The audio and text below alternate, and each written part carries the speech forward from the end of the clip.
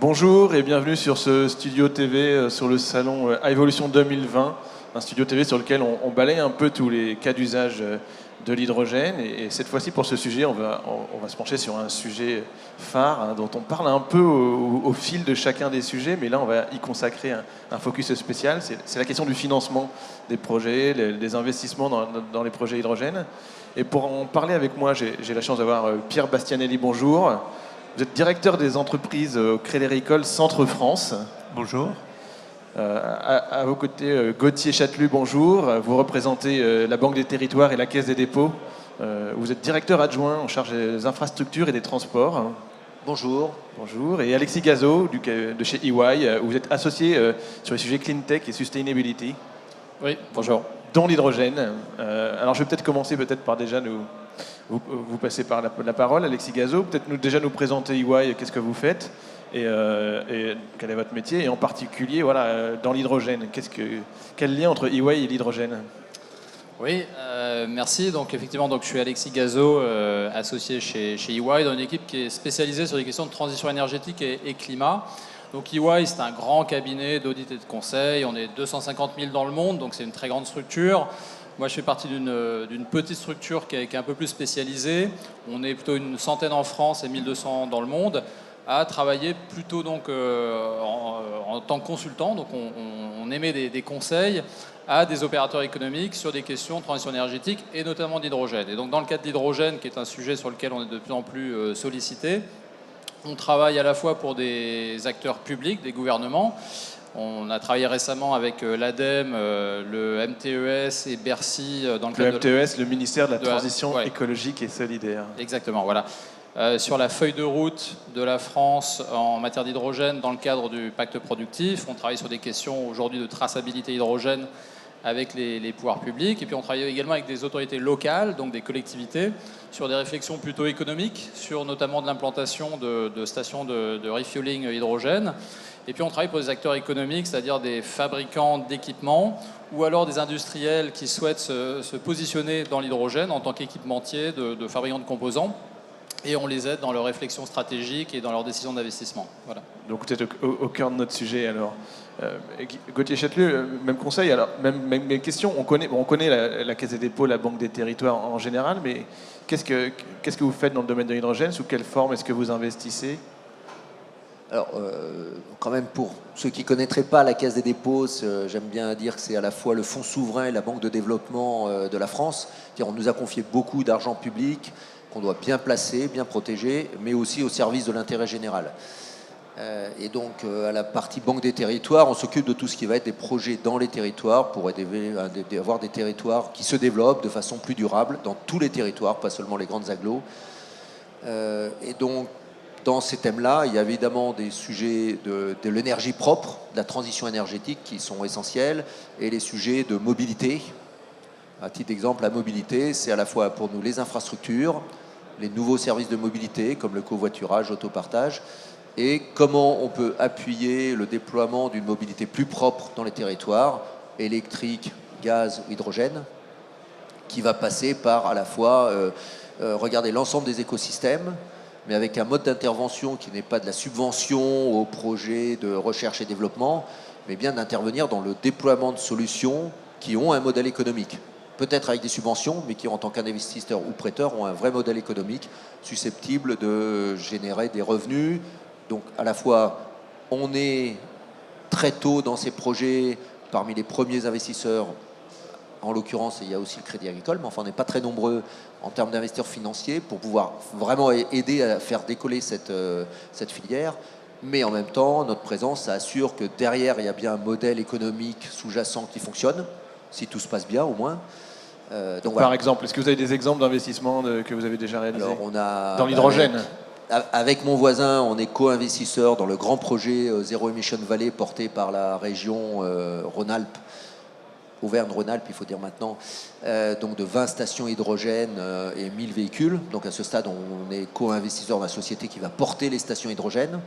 On est aussi investisseur dans la société de taxi hydrogène Hype. Donc on était le premier co-investisseur après Air Liquide au moment du tout début de cette société de taxi, dont l'objectif c'est quand même de déployer de la mobilité hydrogène. Et grâce à eux, Toyota s'est intéressé en particulier à la France pour apporter ses premières voitures hydrogène. Donc voilà, 2 exemples, mais on en cherche d'autres partout et c'est jamais exclusif. Le but, c'est de pouvoir accompagner tous les projets qui souhaitent et qui ont un impact sur le territoire. Et le secteur de la mobilité est particulièrement Voilà, pertinent et pour intéressant. finir, le secteur de la mobilité en avance aujourd'hui en France, mais de la même manière, on s'intéresse aujourd'hui, mais ça n'a pas abouti encore évidemment, au premier projet de production d'hydrogène vert, territorialisé bien par essence d'ailleurs, et donc aussi dans cette capacité d'être investisseur dans ces nouveaux projets aux côtés des grands industriels qui sont assez nombreux à porter le sujet et des autorités publiques nationales ou locales, d'ailleurs avec un fort engouement des régions ou des collectivités territoriales, et donc pouvoir compléter, arriver à apporter les fonds propres nécessaires à crédibiliser et solvabiliser ces projets pour peu qu'ils aient un modèle économique, encore une fois. D'accord. Et Pierre Bastianelli, alors au niveau soit du Crédit Agricole en général, soit du Crédit Agricole Centre-France que vous représentez, voilà, qu'est-ce qui vous intéresse dans l'hydrogène ? Bien, d'abord la position que j'ai est une position effectivement un petit peu particulière, puisque moi je suis directeur du marché des entreprises au départ dans une banque régionale. Donc on va parler un petit peu de ce que doivent et ce que peuvent faire les banques sur le terrain en matière de développement énergétique et en particulier d'hydrogène. Mais j'ai la chance aussi de faire partie d'un groupe Crédit Agricole qui a mis parmi ces 3 leviers de développement pour les 5 ans prochains, le développement de la transition énergétique. Et donc je représente aussi un groupe qui va très fort et très vite sur l'ensemble du développement de l'hydrogène. Et donc, moi, je suis directeur du marché des entreprises, mais maintenant, dans la caisse régionale que je représente, on a, comme dans plein de caisses régionales, des équipes dédiées au financement de la transition énergétique. Et à ce titre-là, on participe à des projets tous azimuts, que ce soit de la méthanisation, puis derrière, éventuellement de l'hydrogène vert, que ce soit du photovoltaïque, de l'éolien, et évidemment, aujourd'hui, de l'hydrogène. Alors c'est quel type d'investissement que vous faites ? Quel type de projet ? Alors, quel nous, la caisse régionale, mon voisin vient de le dire, on s'est énormément investi sur le projet Zero Emission Valley. Mais au niveau national, ils s'investissent aussi sur d'autres projets nationaux et internationaux sur des infrastructures hydrogènes. Et ça peut être de la mobilité plus structurelle que des stations voitures. Alors je disais un peu en introduction, dans tous les sujets qu'on traite sur Studio TV, il y a toujours un moment où la question des coûts du développement de l'hydrogène arrive. Alors j'ai envie de vous demander un peu à tous les 3, est-ce qu'un projet hydrogène aujourd'hui c'est facile à financer ? Je vais commencer. Non, c'est pas facile à financer. Quand on a préparé l'émission tout à l'heure, je vous ai dit, il faut que les banques et les financeurs changent un peu de logiciel. Parce que quand on est un banquier classique, entre guillemets, on finance des entreprises, on finance des particuliers, on finance des professionnels qui ont des bilans, qui ont une rentabilité, et puis derrière, on met des scores et puis on finance. Et aujourd'hui, que ce soit dans les domaines de la transition énergétique et de l'innovation, il faut qu'on sache aller bien au-delà, parce que tous ces projets innovants, c'est des projets dont la rentabilité va commencer dans 3 ans, dans 4 ans, dans 5 ans. Et donc, il faut qu'on se mette en capacité de trouver des moyens pour financer des projets qui n'ont pas de rentabilité et qui sont forcément très mal notés au moment où on les finance. Ça demande une prise de risque, mais ça demande une prise de risque d'investissement sur l'avenir. Donc, ça a énormément de sens, en fait. Alors, Gauthier Châtelu, est-ce que ce n'est pas le rôle aussi de la Caisse des dépôts d'accompagner ce type de projet ? C'est ce que j'allais dire. Nous, à Banque des Territoires, on a pour nous le temps long. C'est-à-dire notre rentabilité, elle se juge sur la durée de vie du projet. On n'a pas besoin d'avoir un retour rapide sur 3 ans, 4 ans, mais il faut qu'il y ait un retour à la fin. Enfin, en tout cas, il faut qu'on cible pouvoir avoir un retour à la fin. La fin, c'est Là, aujourd'hui, je dirais, c'est entre 15 et 20 ans sur les projets de stations hydrogène dans la mobilité, parce que derrière, il y a plein de réinvestissements à faire. Donc, il faut qu'à cet horizon-là, on ait une visibilité claire. Peut-être avec des valeurs terminales aussi prises en compte dans le modèle. Donc ça, c'est, je veux dire, dans notre ADN, c'est dire on est prêt à prendre le risque d'une filière très très jeune. Il faut qu'on réunisse malgré tout aujourd'hui des subventions qui sont encore nécessaires parce que la filière est trop jeune, les séries sont trop petites, il n'y a pas d'industrialisation des process, donc il y a beaucoup de progrès à faire, de gains de coûts. Mais il faut bien commencer, comme on a fait dans les ENR, où au début c'était très cher, et on a dû faire des tarifs de rachat très élevés pour arriver à rationaliser la production et rendre industriel. Donc il y a ce côté, une fois qu'on a ces éléments-là, on va avoir un business plan qui tape sur un certain nombre d'hypothèses. Il faut qu'on s'entoure de partenaires en qui on a confiance pour réaliser ce qui est prévu.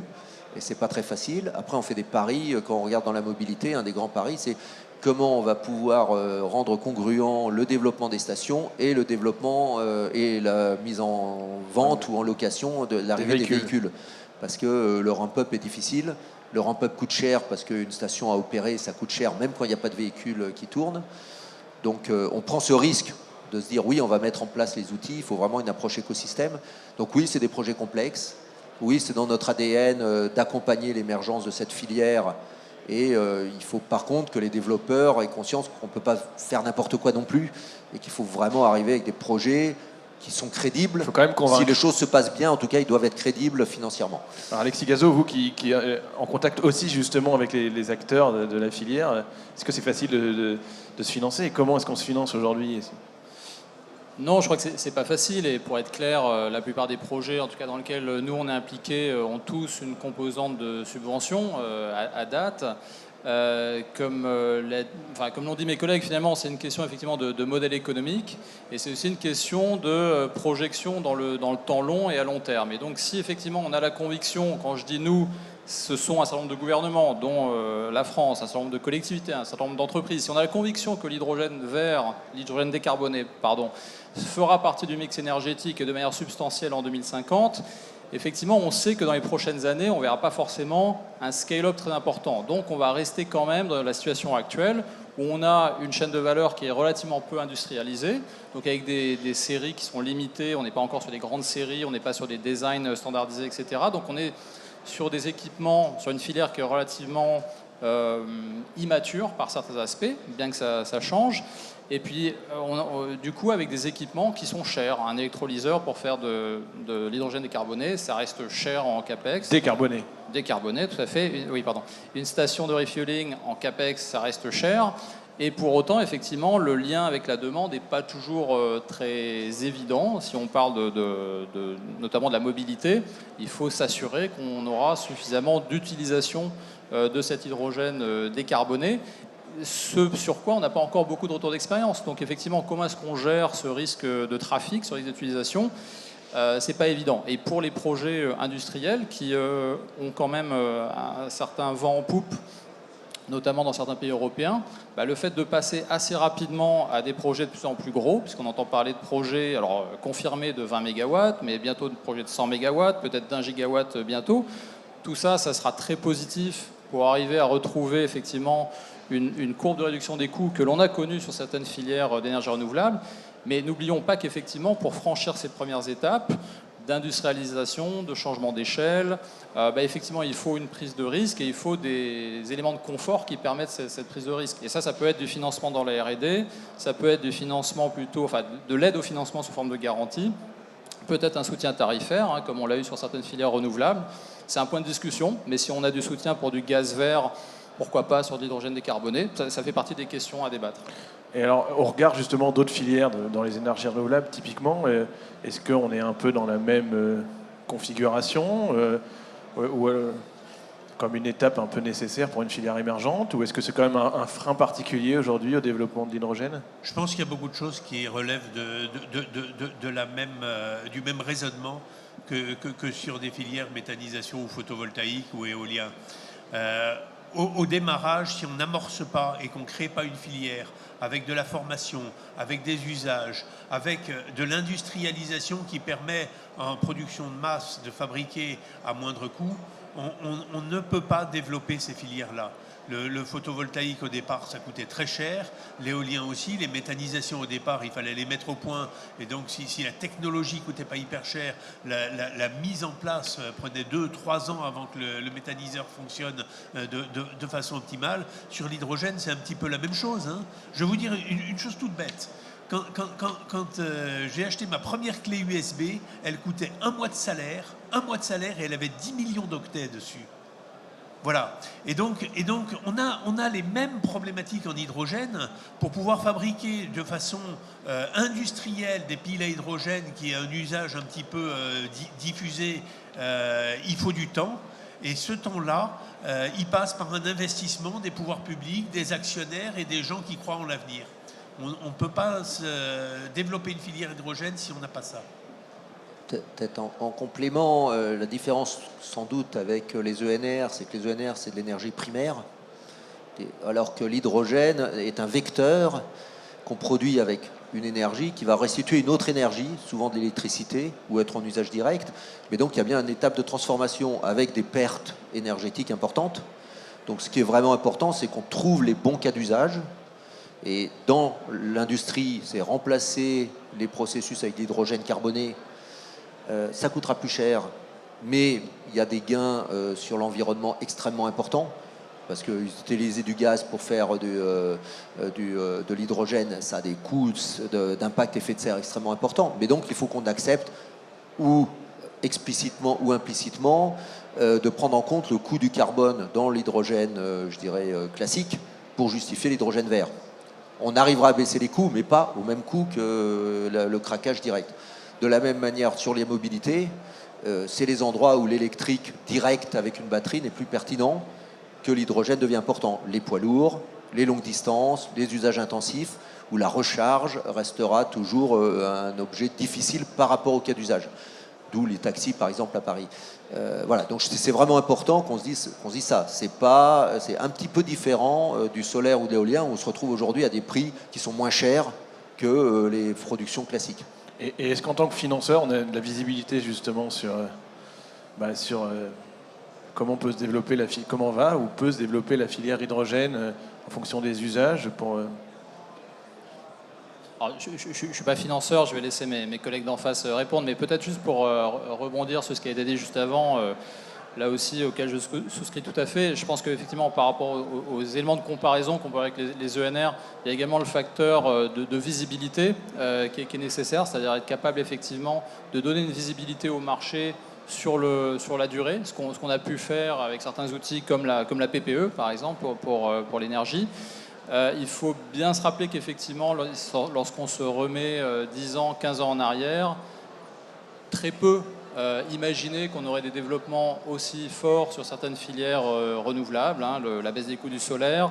Sur l'éolien offshore, je me souviens très bien effectivement de discussions qu'on a eues avec la filière dans les années 2015, où la cible était d'arriver en 2030 à moins de 100 € du mégawattheure pour l'éolien offshore. On est déjà bien en dessous avec Dunkerque 44 € du mégawattheure, donc ça allait beaucoup plus vite que ce que l'on pensait. On peut imaginer que ça pourra peut-être se passer pareil pour l'hydrogène décarboné. Il y a un autre élément qui m'interpelle, c'est et ça rejoint un peu la question du pacte productif, c'est la question de l'industrialisation. Sur les énergies renouvelables, en France, on a réussi à créer des champions qui sont plutôt des développeurs de projets, des très belles success stories, des Neoen, Akio, etc. On a moins réussi à créer un champion industriel. Et pour des filières électriques, en tout cas, on a beaucoup importé des équipements. Sur l'hydrogène, je trouve qu'on peut voir des parallèles possibles, c'est-à-dire qu'on a des pépites en France dans la chaîne de valeur de l'hydrogène, des pépites ou des gros acteurs d'ailleurs. C'est possible aussi qu'on verra sur le terrain de l'industrialisation une concurrence très forte d'acteurs asiatiques qui vont très vite passer des jalons en termes de changement d'échelle, et peut-être qu'on aura aussi les mêmes difficultés, je dirais, à préserver, pérenniser, développer nos atouts technologiques. L'hydrogène, c'est quand même un petit peu différent des autres business, mais moi je suis persuadé que l'hydrogène va nous étonner dans les 10 ans qui viennent, va nous étonner beaucoup. Parce que c'est comme ça vient d'être dit, du stockage d'énergie. L'hydrogène, ce n'est pas une énergie en soi, c'est du stockage d'énergie. Donc on produit de l'hydrogène à partir de différentes sources. Mais ce stockage-là permet une optimisation de l'utilisation de l'énergie qui est fabuleuse. Indépendamment du fait qu'effectivement, après, là où on l'utilise, c'est totalement propre. Donc il y a un vrai avenir pour l'hydrogène. Ouais, je pense que sur les cas d'usage, on a aussi beaucoup de différences suivant les pays où on est. En France, on a des vrais stockages d'énergie, on a beaucoup de production d'énergie électrique, donc on est dans une situation peut-être différente de pays qui ont plus de difficultés sur la production ou qui n'ont pas encore de stockage ou des pays en développement. Donc il y aura des cas d'usage différents, je dirais, en général. Sur le sujet mobilité, et on voit qu'avec les normes européennes qui arrivent, il y a un vrai basculement sur les constructeurs sur le mode électrique, qui pour moi aura un effet d'entraînement très fort. C'est-à-dire dans quelques années, on n'admettra plus des véhicules thermiques. Et ça ne sera pas 2040, ça sera peut-être bien plus tôt. Et aujourd'hui, l'électrique ne répond pas de loin de là à tous les usages. Donc nous, on est persuadés qu'il y a 3 filières qui sont le biogaz, l'hydrogène batterie et les batteries, l'électrique batterie. Ces 3 filières ont un avenir. Où seront les limites? Quels seront les cas d'usage? Ça va dépendre des développements, de la manière dont les acteurs industriels s'en emparent, des développements technologiques, des questions de coûts, des questions de quelles seront les contraintes quand on aura des déploiements à très grande échelle. Parce que quand on est sur des tout petits déploiements, bon, c'est pas grave, 10 voitures côte à côte, c'est rien. Mais le jour où on mettra un parking avec 100 voitures à batterie côte à côte, est-ce qu'on aura le droit de le faire? Est-ce qu'il y aura des risques qu'on n'a pas imaginés? Recyclage des batteries, est-ce que c'est un risque ou pas? J'en sais rien, je pense qu'on trouvera des solutions. Donc on a des vraies questions. C'est très difficile de savoir où seront les limites. Moi je suis tout à fait persuadé, mais c'était qu'une intuition, qu'il y aura très largement la place de l'hydrogène aux côtés des 2 autres énergies, parce qu'on aura des cas d'usage assez différents et forcément de la pertinence de l'hydrogène, je pense dans le poids lourd de façon très claire, et sans doute dans d'autres domaines aussi. Alors on a évoqué très rapidement le pacte productif. Il y a aussi l'idée d'instaurer un mécanisme de soutien pour la filière hydrogène dans l'année, d'ici la fin de l'année. Est-ce que ça, c'est quelque chose de déterminant qui peut vraiment changer la donne pour les questions de financement? Oui, à nouveau, si on parle des modèles économiques à court terme, il y a aujourd'hui sur beaucoup de projets quand même besoin d'une forme de soutien. Alors ça prend aujourd'hui différentes formes. C'est des subventions à l'investissement au niveau européen ou national. C'est des systèmes effectivement qui peuvent être de soutien tarifaire dans certains pays, de primes à l'achat. Enfin bon, il y a énormément de choses qui sont mises en place chez un certain nombre de nos voisins et dans d'autres pays.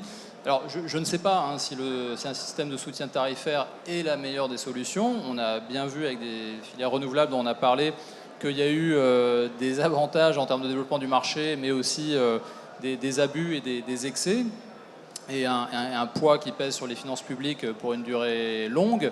Donc je pense que les pouvoirs publics sont un petit peu échaudés aussi par rapport à certaines expériences. Maintenant, effectivement, dans les estimations qui circulent, on parle d'avoir un soutien qui pèserait de 2 à 4 milliards en soutien tarifaire d'ici 2028. Il faut mettre ça en regard de ce qu'on a en termes de retombées derrière, que ce soit des retombées en termes de développement de filières, que ce soit en termes d'énergie décarbonée. On peut imaginer d'autres systèmes. En Californie, vous avez un système, donc c'est le California Clean Air Board, le CARB, qui a défini notamment un système. Alors il y a d'une part un système de soutien à l'investissement dans les stations. Donc aujourd'hui, il y a une quarantaine de stations de refueling et 200 à horizon 2025, mais aussi un système de crédit, quelque part, qui rentre un petit peu dans leur logique pour les énergies renouvelables de portfolio standard. Donc un système de crédit qui peut être apparenté à un système de crédit carbone. Et on peut aussi imaginer des systèmes qui ressembleraient à des crédits carbone, à des certificats d'économie d'énergie qu'on a par ailleurs. Ce type de système, pourquoi pas, ça peut faire partie des choses qui sont envisagées. Voilà. Peut-être en complément, on a besoin d'une manière ou d'une autre d'aide. Ça peut être aussi comme ce qui est fait aujourd'hui sur la mobilité électrique, des contraintes, des bonus-malus qui encouragent vraiment et qui rééquilibrent, quels que soient les domaines, entre les deux, sans peser tant que ça sur les finances publiques. Il faut des visions, pas à 2 ans, mais à 10 ans. C'est quoi pour que la filière puisse, les industriels puissent s'engager en se disant je ne m'engage pas parce que j'ai un crédit pour l'année prochaine, mais parce que j'ai une visibilité que je pourrais devenir compétitif dans 10 ans parce qu'on va m'accompagner pendant ce temps-là. Donc c'est important d'avoir cette vision un peu long terme. Puis après, quand on regarde aujourd'hui l'urgence climatique qui devient de plus en plus prégnante et ça va se renforcer, l'hydrogène par rapport à ce qu'on a ailleurs, c'est massif. Ça peut très vite devenir massif. C'est pas forcément, c'était beaucoup plus lent. Le progrès peut être beaucoup plus rapide que ça a été dans les ENR pour moi. Je pense qu'on peut très vite atteindre des très grosses puissances, comme on disait, des projets à centaines de mégawatts, beaucoup plus vite qu'on l'a fait sur les ENR. Donc si on y croit, si on veut y aller, on a potentiellement la capacité d'accélérer beaucoup plus que le rythme qu'on peut avoir avec plein de micro-installations solaires ou autres qui vont être de plus en plus difficiles à poser, enfin de toute façon dont on a besoin. Mais voilà, je pense qu'on est aussi dans un domaine où une des chances d'hydrogène, c'est que ça se massifie sans doute beaucoup plus vite que ce qu'on a pu le faire sur les ENR. Et l'urgence climatique est là. Si on prend un peu de recul, quand il y a eu le développement du nucléaire, il s'est fait par une vraie politique nationale et internationale. Quand il y a eu le développement des premières ENR, c'est la même chose. Pour l'hydrogène, c'est forcément encore la même chose. Et donc, on ne peut pas développer toute une filière hydrogène s'il n'y a pas une volonté nationale et internationale, européenne en particulier, de développer cette transition. Je voulais juste rebondir, c'est vrai qu'on n'a pas de barrière technologique forte, hein, comme disait Gauthier, passer à l'échelle, c'est vraiment un problème économique et qui permettra justement d'abaisser les coûts, mais on n'a pas de barrière technologique à franchir comme ça a pu être le cas de certaines énergies. Donc c'est vrai que je pense que c'est une question après de volonté.